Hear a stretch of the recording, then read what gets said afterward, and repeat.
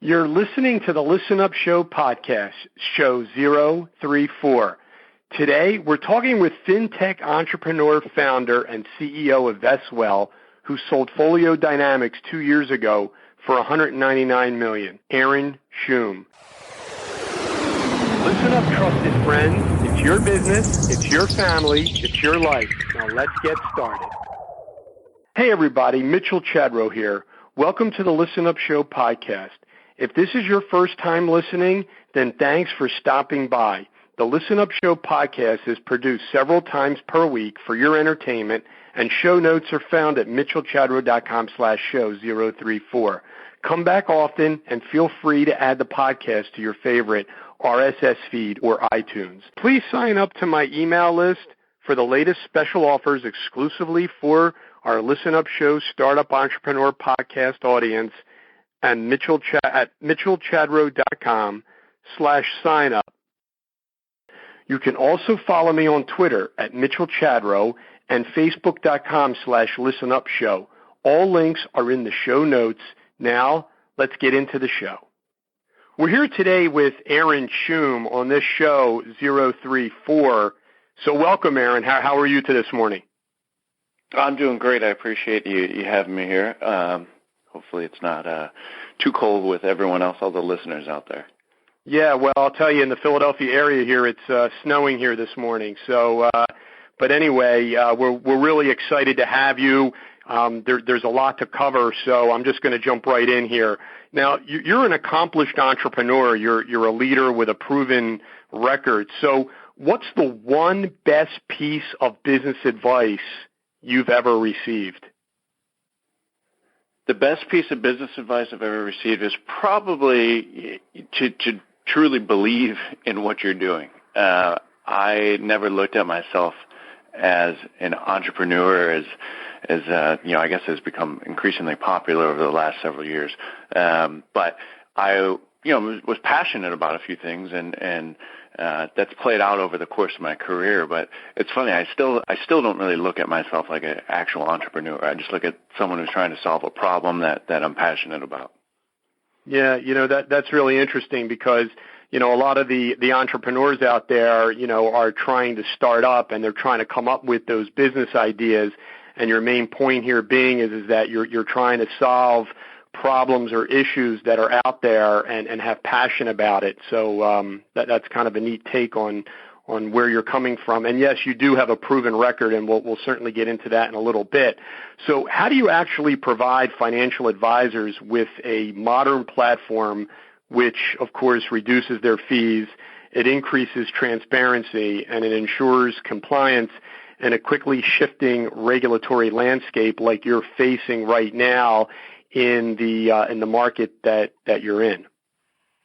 Sure, yeah. Well, my background's really been around designing technology that's used by advisors. I grew up in kind of the financial world in the trust side, and then transitioned over into the tech side. But with what we're trying to accomplish, and in short, is build a turnkey solution for advisors to better service their clients in the retirement space, so the defined contribution and defined benefit, which is 401ks and 403bs. And the goal really is I wanted to remove all the barriers that a small to medium-sized business typically would have when they were approaching the life cycle point where they were going to offer a retirement plan to their employees. And usually when an advisor would come in the door and sell you a retirement plan, but as, having run my own business before and been a part of that process, it's a very difficult, unpleasant experience. And we wanted to really make it seamless and make it very easy for an advisor to carry out that ability to do so, and where the plan sponsor has the goal of offering a retirement plan to their employees, but removes all the friction points that they would have otherwise.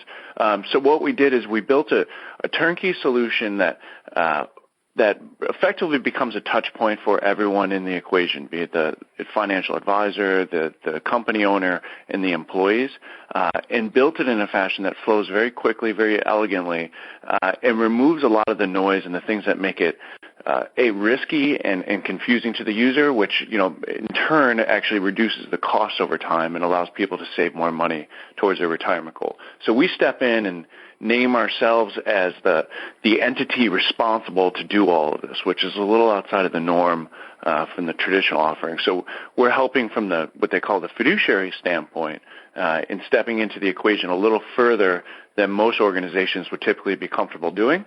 And we're comfortable doing it because we're really architecting what that flow looks like and making sure that everything happens for the right reasons on behalf of all the users, the advisors, the company owners, and the employees. Yeah, and that's why I was so excited to have you on, because not only is this my space as well. I mean, I've been doing fiduciary work for over 20 years with trust companies and with financial advisors, but we know that there's a lot of regulatory compliance coming down the pike, and I truly believe that you are in an awesome niche right now, and a lot of people out there can learn, just by you saying, there's a need here, and I want to fill it, and we're going to talk about that throughout the interview. Our startup sponsor, Hostgator, whose parent company is Endurance International Group. They are leaders in the web hosting, domain registration, and website development industry. I know why Hostgator is simply the leader in the industry. They provide solutions. They actually helped me set up my web hosting. They have an entrepreneurial spirit, and their goal is to ensure that their client satisfaction meets or exceeds expectations in both service and support. As I mentioned, I'm now a customer, and I have to say, I'm so happy and thankful that I found Hostgator, because based on my experience, this is a good company that truly cares about their customers and goes the extra step to help you. If you need web hosting or you want to switch providers, they really make it easy. You will be so thankful, as I am, that you went with them. So go on over to mitchellchadro.com/Hostgator. That's Hostgator. Hostgator. That's mitchellchadro.com/Hostgator, and start your web hosting, domain registration, or website development plan today. Aaron, what contributes most to your success? Probably my refusal to fail to a fault. There's a highly competitive side to me that I think just drives me to always do it. If I didn't have to sleep and obviously I have a lovely wife and a little newborn that are incredibly important to me, but I've removed that from the equation. All I do is work, and I work and just do it because I just so driven to make sure this is a success, because I truly believe it benefits every single person it touches. And in doing that's really what drives me. That's what motivates me. With Vestwell, it's about knowing which part of the market is underserved. So what are the key challenges you're faced with right now? Yeah, so, when you look at the market as a whole, and specifically in the advisory world, there's a couple ways to slice it, and giving it, putting it in two broad buckets. You have financial advisors who understand the retirement market, the 401k and 403b, and they distribute and sell plans to company owners all day, right? That's their main source of income. On the flip side of that, you have someone who maybe doesn't service them regularly, but maybe they work with a lot of entrepreneurs. Those entrepreneurs have a business with, and they have the company owner has a relationship with the advisor, and at some point they turn to that advisor and say, hey, we have this relationship. Can you help me with my business? I need to offer something to my employees.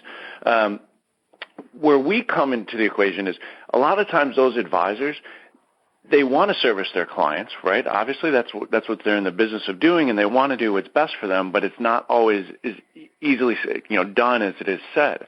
So what we try to do is, remove the necessity where their options would be they're going to walk away from the business, which, the advisor doesn't want to do.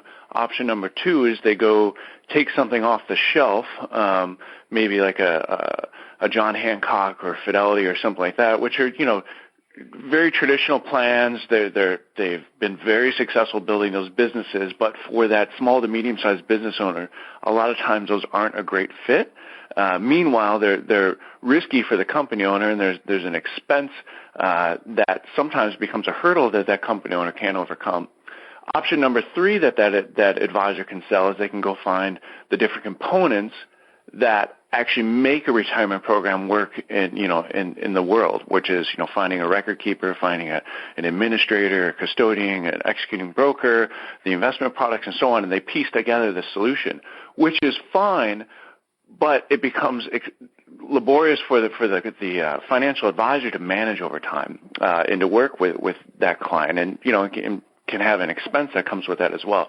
What we try to do is basically we looked at it and said, well, advisors want to service their clients in the best way possible, but it's not that easy to do. So why don't we put together the pieces for them and make it seamless and elegant and reduce the cost and all those hurdles that come with it, put it in the advisor's hands and let them better service their clients.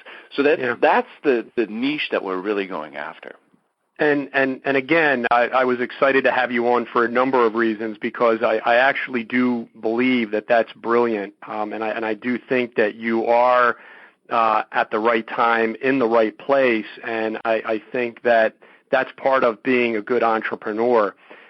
Prior to Vestwell, you actually co-founded Folio Dynamics, and I was reading that Folio Dynamics 2 years ago was sold to Actua, which had at that time a market value of $600 million, and you sold your company for $199 million. Is that correct?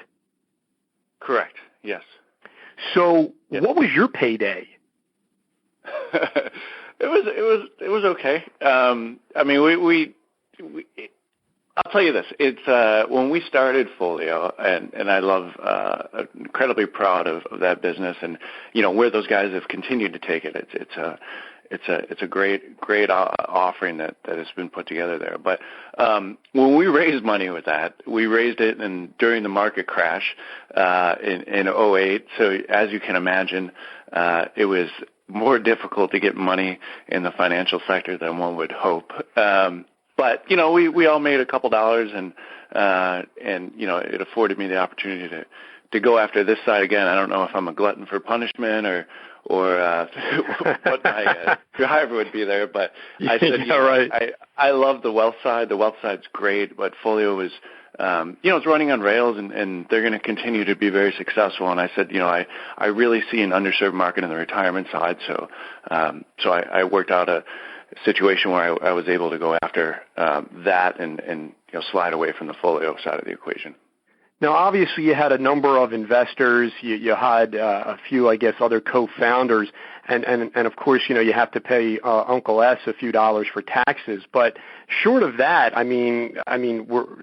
did you obviously make over 20, let's say, 25 million? When, at the end of the day, you're not hurting for cash, and yet here you are. You're starting this other successful company in a very interesting niche. Are you able to talk a little bit about some of the numbers? You're not hurting for cash right now, correct? No, we're okay. Again, it wasn't a play to go, make money. There's also, I'm a very motivated person, and I wouldn't mind a couple extra dollars in the bank before I decide to officially retire. But we made a few dollars. I'm not going to disclose what people made. Fair enough. But fair enough. I think that for the audience, it's not so much to know the exact dollar amount.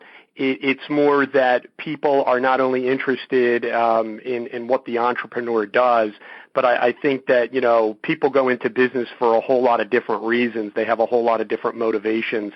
And so, talking about those numbers is more of a way to sort of get into your personal story than anything else. But I could appreciate that. As a career professional, you were vice president for product marketing at Citi, at Bisis, at Fiserv.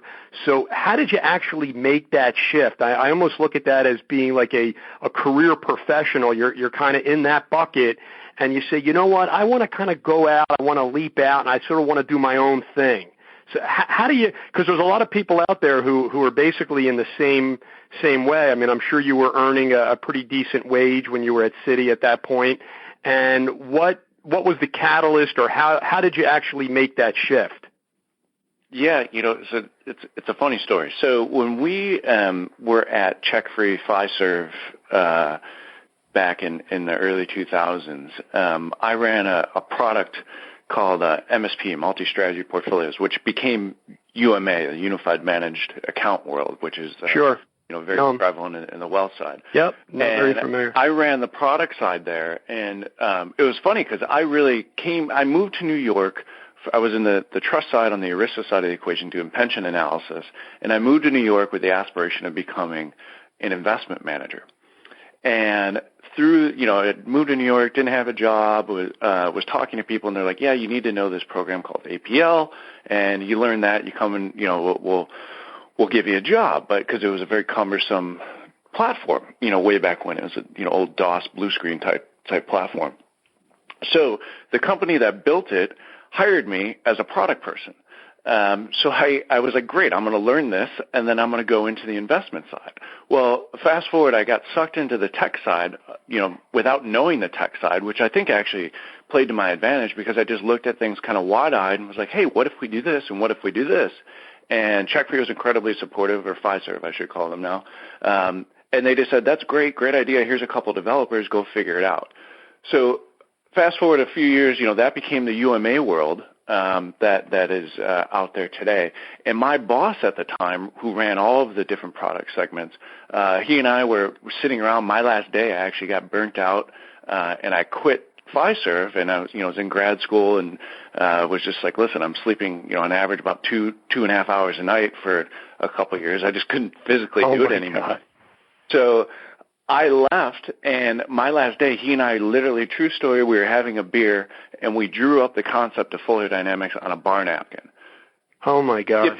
A few months later, he calls me, and I was moving to London. I just finished grad school, and I was moving to London for a job to help launch a mutual fund wrap program over in the UK. And he was like, hey, do you want to go do this? And I said, thanks, but no, I'm moving. And my apartment was packed, boxes done, visa done, out the door. And he's like, come in, I think I might have a company that could help us. So he pulled me in. And he was going to a company called Bisis, and Bisis was essentially funding a sandbox where was creating this best of breed wealth management solution, and is a really an outsourced offering out to the wealth side of the business, and that really became the sandbox for Folio Dynamics. So we went to Bisis with the idea that it was going to go private, and we would basically have the autonomy to go do whatever we wanted to do there. But it got sold to Citi. Citi had their own vision of what they wanted to do, and through that side, we were like, listen, this is really going to work. We can do this ourselves. So we slid out and went and built Folio Dynamics on our own. I'll tell you, everybody talks about hitting the lottery. But, and obviously, not taking away, all of your extremely hard work. But when you look back on all of this, I mean, you have to see that all the things had to basically kind of line up the way that they actually did. It's really actually an amazing story. So what do you tell people out there who are the Aarons out there who are ready to quit their job on the last day, or they have this inkling, but yet fear and all of these emotions that are coming over them are telling them, yes, I need to sort of do this, I want to go forward, and yet something is kind of holding them back, because you have to be able to look back on all of this and say, wow, this was meant to be. Yeah, it's funny. I really tell people, you gotta have a stomach for it. It's tough, it's a roller coaster ride. I've been in very dark days, in the early days of Folio. We ran out of cash. We couldn't pay our employees. I couldn't pay my rent. It was a struggle. I mean, it was honestly to the point where you're just like, man, I don't think we can do this. And it's a tough thing, especially when you have employees and you need to pay their salary, right? And they have their families, and it's a very hard thing to do. But we truly believed in it, and I think we definitely had the right mix of people to execute properly. And being an entrepreneur is incredibly difficult. There's nothing sexy about it. There's nothing glorious and glamorous about it. You're just grinding it out, and it's boots on the ground and doing whatever you need to do. And you spend time doing things you never want to do that in large organizations you can hand to other people and kind of delegate. But as an entrepreneur, you do it all, and it's tough. So if you're going to do it, make sure you have the right people. It's not something you can kind of just dabble in. It is, you got to be pushed in the pool, and you're gonna swim until you find a way out. And it's you just got to have the stomach for that. And it's a roller coaster. You're going to have great days when you come home and it's a rush, and then you're going to have other days where you're just it's like someone just kicking you while you're down. So to deal with that is tough, and make sure your spouse or partner is also along, because they're in it with you. And my wife hears the war stories all the time, and she's a huge supporter of this. But make sure that they understand what they're getting into as well, because you're all doing it together. Well, it's very interesting about the spouse and having a family and having other duties and things that you need to be able to be able to keep your mind on. So, in building a business like this, you mentioned in the beginning, you had those challenges where, you didn't know if you could actually make payroll. So how did your spouse, there's a lot of people out there that want to basically maybe go out and do this, and they might have supportive spouses, but yet at the end of the day, at some point, money has to start coming through the door. So how was she able to sort of deal with all of those kind of stresses, and how were you able to sort of come through it? Yeah, well, at that point when we ran out of cash in the early Folio days, I wasn't married, so thankfully. Okay. It probably would have been a bit tougher. So that's what I'm saying. In other words, everything literally had to line up perfectly, because isn't it true, had you met your wife and possibly started a family around that time, this whole idea of Folio might have taken a different turn, and that would have been a real shame, because you never would have saw what could have actually happened. But because you met her and started the family later on, it actually was perfect because it worked. Oh, no, exactly. It is a timing thing. I mean, as you know, everywhere in the world, a lot of this is timing. And it was great. It was, we had a successful exit. We, worked our butts off to get there, and we learn a lot, right? You learn what to do, what not to do. And this time around, when we were starting Vestwell, I sat down with my wife beforehand and was like, listen, this is something I have to go do, right? And I'd kick myself if I didn't do it, and I feel like I'm doing a disservice to the rest of the United States if I don't and create this ability. And she knows, right? She knows me, obviously, and she knows I'd be probably miserable sitting in a corporate job that may pay incredibly well, but I couldn't really make an impact to the degree I thought I could there. She just said, listen, I got it. And here the terms were, she says, you have 1 year to get this thing off the ground. I got you. She's like, I'll give you 1 year, and if you can't get it going after a year, then you're finding something more stable to do. And so that was what we agreed on, which I think was I think it was a reasonable approach. Yeah. You mentioned something where, you said that this is not a sexy type of business or to be an entrepreneur. And, in the investment world, everybody in the industry wants to do investments. But some of the non-sexy types of things in the investment world might be your niche, which is actually awesome, because maybe not a lot of people either know it or know how to do it well or actually want to do it. And so, for example, I've been involved in the fiduciary space and, the administration side, not just the investment side. And so everybody wants to do the investments and not necessarily the administration. So my question to you is, there's a lot of entrepreneurs out there that think that you need to have this jazzy idea, and sometimes your best ideas are in those areas that aren't so sexy. And I think that's also what I'm hearing from you, that ideas can really come from anywhere. Yeah, no, I have to say I completely agree with you. I think I was interviewing someone the other day, and for a couple open positions we're looking to fill, and I was looking at them and I'm like, well, why would you want to do the retirement side? I'm like, this industry is boring, right? And sure. And what drives you to do it, right? And it's interesting to hear the responses of people, but I agree. I think there's an inside knowledge that I've been, fortunate enough to build over the years that I think really helps create a distinct advantage for us. And it's a different type of model, right, where it's more like a B2B to B2C. And to do that all the way through and to understand all of those moving parts is something that you just don't wake up knowing. You can dig in this stuff. You've been in this space and you know it incredibly well. But you can take the time, you can study, you could figure it out. But there are interesting little nuances to it that really I feel just come through experience and seeing it, and kind of the war stories over the years, which you can use to your advantage if you're able to piece it together in a formula that works well. It's interesting in the fiduciary space with the new Department of Labor and the SEC rules and regulations as it relates to investment advisors.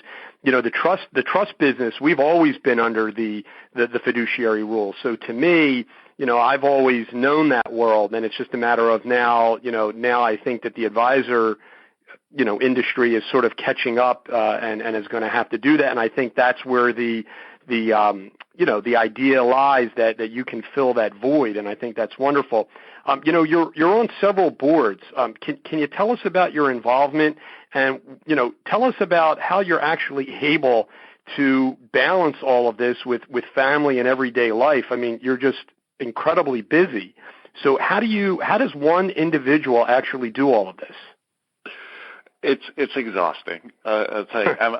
It's funny that you should say that, because when I read your background and I read everything that you're actually involved with, in a good way, I kind of thought, just from reading it all, I was actually exhausted, to use your word, in the sense that this fella is so accomplished, he's doing so much, and I want to ask him, how is he actually doing that? And now that I know that you're married and that you have a newborn, how you're actually balancing all of this, I think would be, a big interest, as much as it was how much you got when you sold Folio Dynamics. I think people like to hear about this, and that's why I ask. So both my wife and I are pretty high energy. I maybe through years of training, or I think I've always kind of been this since I was an infant. I sleep very well in small spurts, so a couple hours here, a couple hours there, and a lot of that, honestly, as much as you don't want to do it at times, you have to do it. My involvement with some of the other firms, they're companies that I'm passionate about, that I really like, and I help out, whenever I can, with those guys. Like, Quovo, for example, I think they just a phenomenal offering that they've created in account aggregation, performance analytics, and dashboards out to the advisory world, and working with them and helping them kind of scale their organization. I was fortunate enough to meet the founders of that company. Actually, I think before they launched, someone introduced us and just said, "You got to talk to these guys. You guys you'll immediately get it, and you guys will get on really well." So sure enough, that played out. But I love where those guys have taken their company, so I try to help them as much as possible, because I think it's important for people to understand the full wallet that they have and what that means as an individual investor.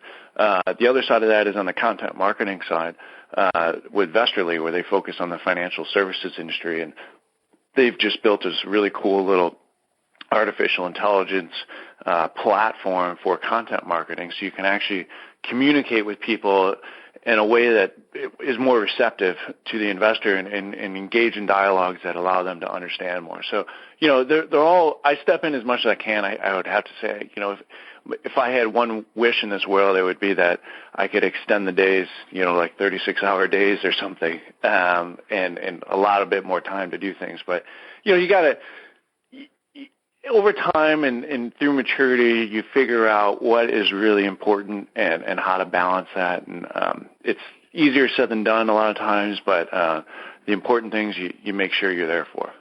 Well, that's right, because, you could start to spread yourself thin. I know that we could probably spend an entire show on just any one of those particular companies that you're involved in, but I think it sort of goes to, how you're a thought leader in this particular area and how other companies are sort of leveraging, your background and your skill set. So it's fairly impressive.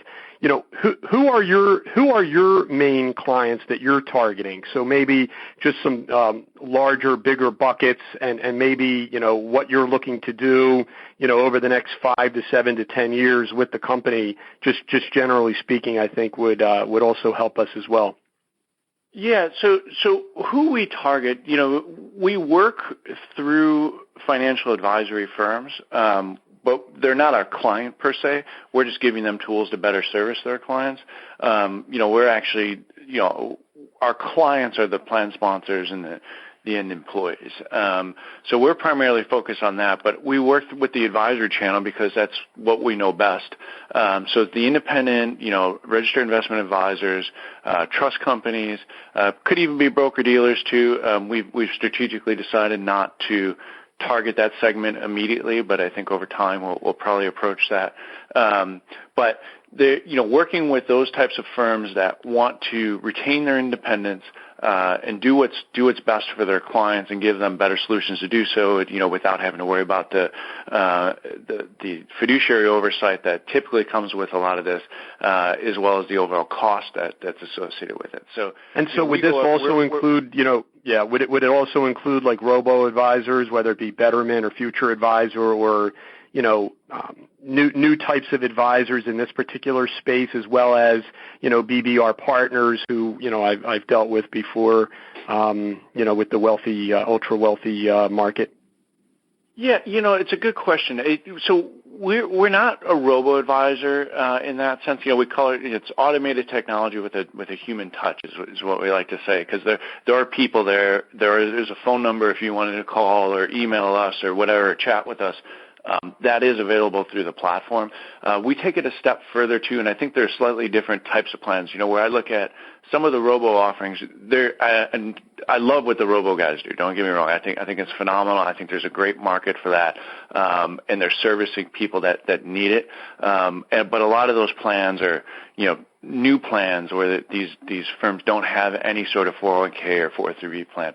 We're actually picking up the most traction with firms who have established plans, and they want to put it someplace that allows them to scale, cost effective, and more sound from a legal standpoint.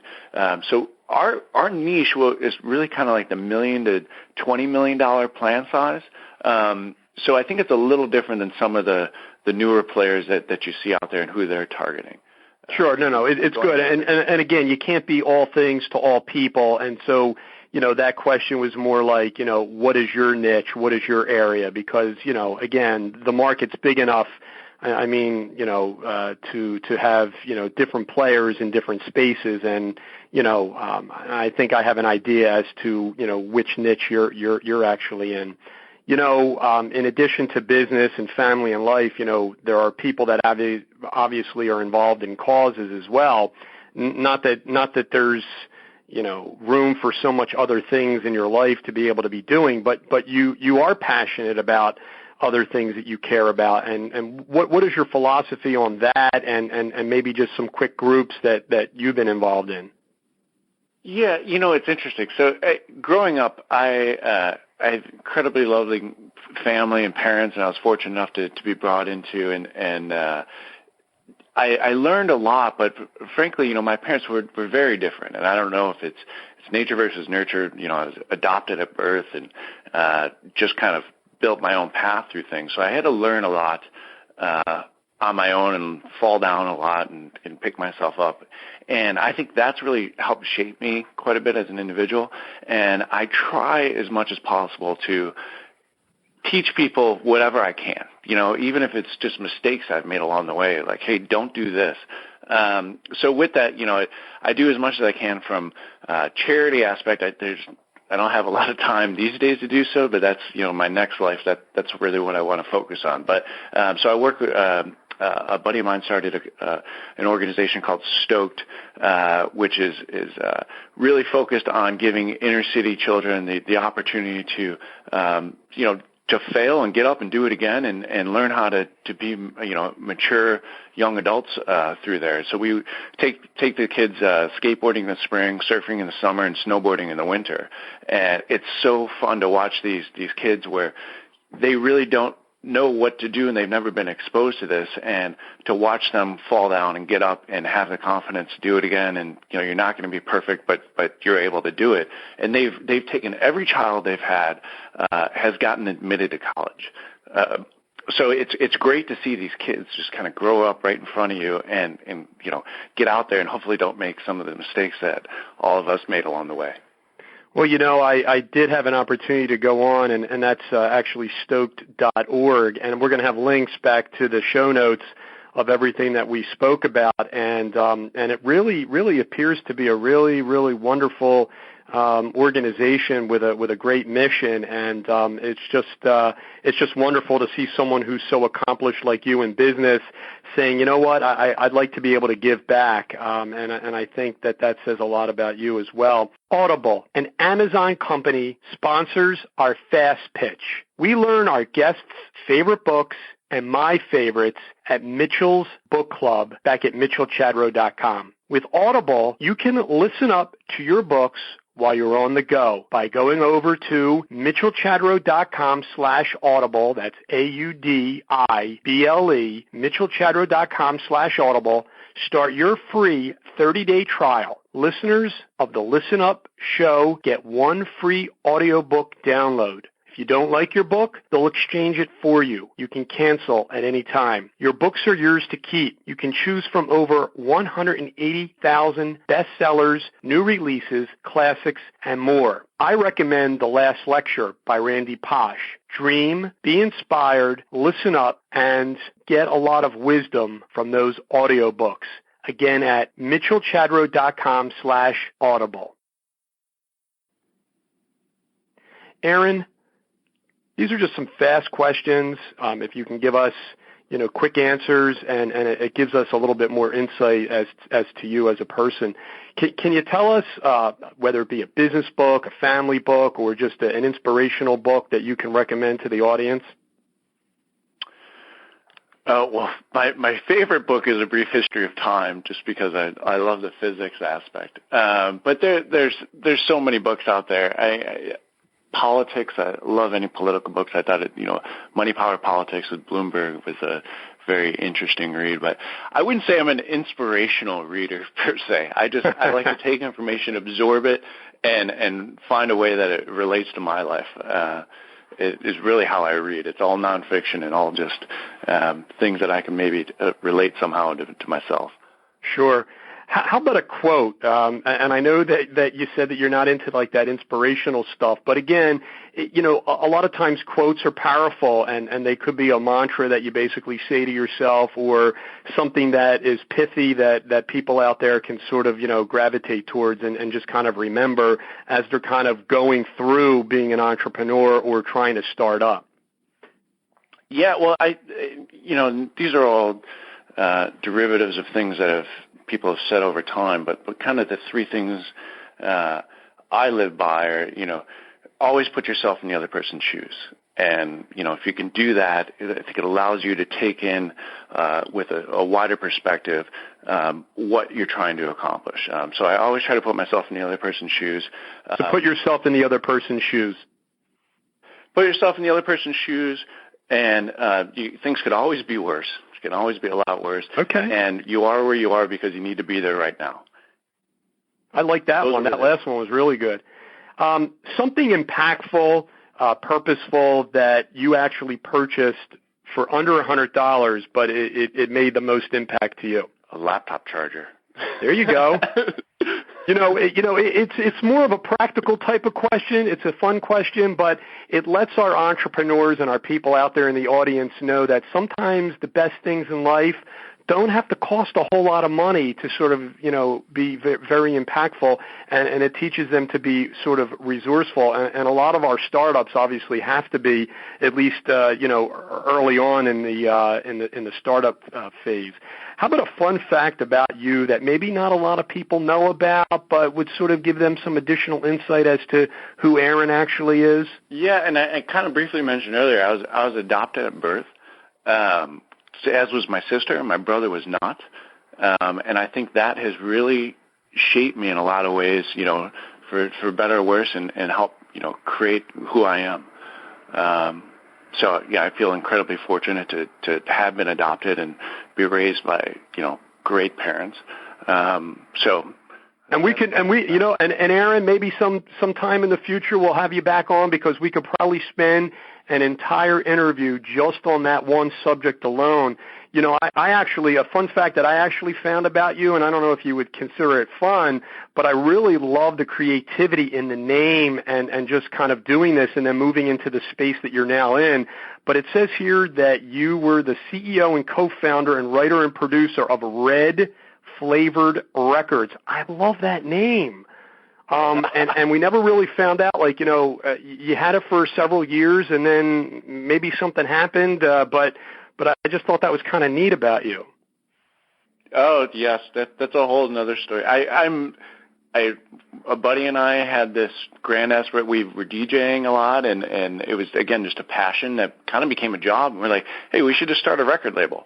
And we launched a record label. It was successful and a lot of fun, but I think I got to the point where the music industry was not a huge fan of. I love music, just not the industry itself, and just said, listen, this is not something I want to do forever, and gave it to my partner, and he was able to run with it. And it still exists today, but we grow up and get busy with other aspects of our lives.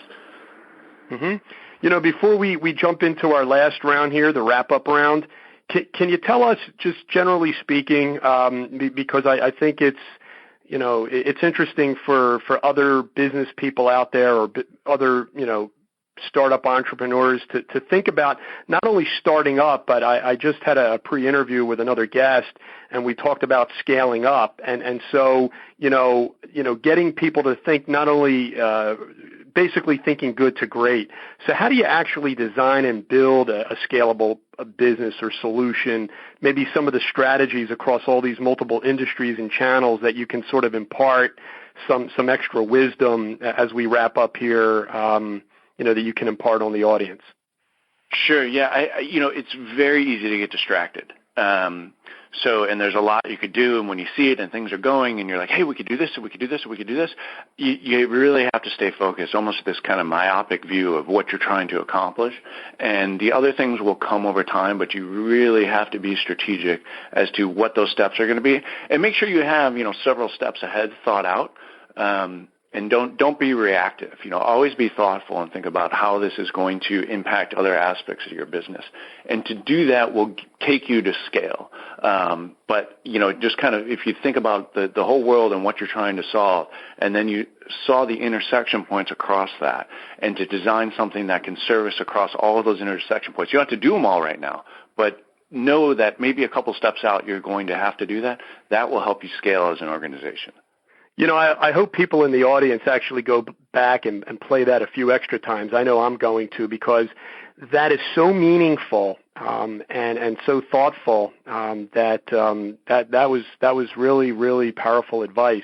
Snappa, they sponsor the wrap-up. Snappa is a product you will love, like I do, and thousands of other marketers, startups, and entrepreneurs around the globe. Join our sponsor and wonderful resource.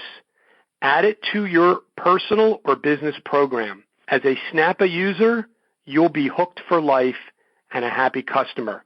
Now, here's why.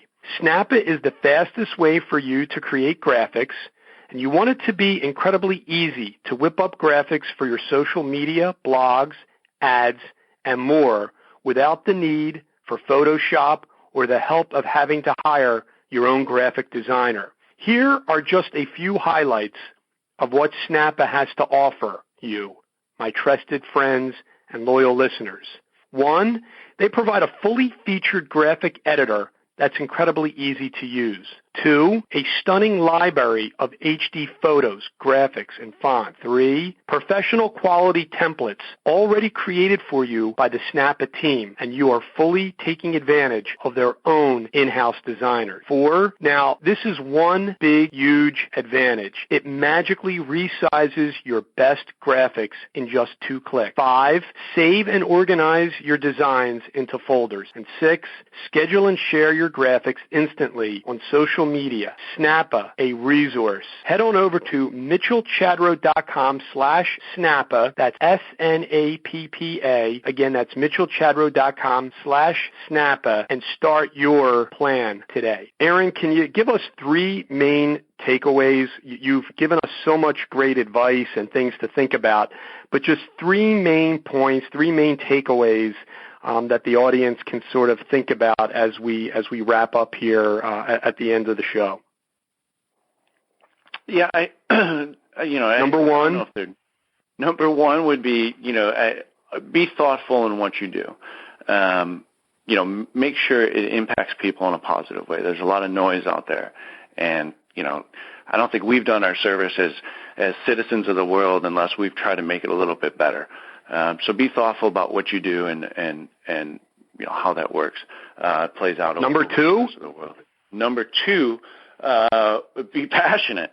If you're thoughtful and passionate, you have something that can work. And number 3 is just bust your butt to get it done. You're going to fail. You're going to make mistakes.